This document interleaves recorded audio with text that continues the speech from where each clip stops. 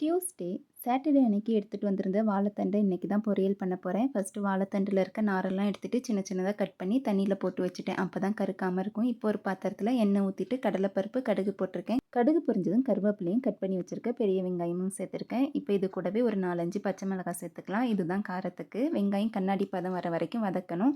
இப்போ இதில் கட் பண்ணி வச்சிருக்க வாழைத்தண்டு சேர்க்கணும். கொஞ்சமாக தண்ணி சேர்த்துட்டு தேவையான அளவு உப்பு போட்டு இதை மூடி போட்டு வேக வைக்கணும். 1/4 மணி நேரம் சிம்மில் வச்சா போதும். வாழைத்தண்டு நல்லா வெந்திருக்கும். இப்போ இதில் தேங்காய் திருவல் சேர்த்துட்டு ஒரு 2 நிமிஷம் கிண்டிட்டு இறக்கிற வேண்டியதான். வாழைத்தண்டு பொரியல் சூப்பராக ரெடி ஆயிருச்சு. டேஸ்ட்டும் சூப்பராக இருக்கும். வாழைத்தண்டு பொரியலை சாப்பாடோடு சாப்பிட்றத விட இந்த மாதிரி பொரியல் மட்டும் வச்சு சாப்பிட்றது எனக்கு ரொம்ப பிடிக்கும். ஈவினிங் பாப்பா ஸ்கூல்லேருந்து வந்ததும் ஸ்நாக்ஸ்லாம் கொடுத்துட்டு டியூஷனுக்கு அனுப்பிட்டேன். இது டின்னருக்கு வெளியில் போகலான்னு சொல்லியிருந்தாங்க. பாப்பா டியூஷன் முடிச்சுட்டு வந்ததுக்கப்புறமா கிளம்பிட்டோம். முதலூருக்கு தான் வந்திருந்தோம்.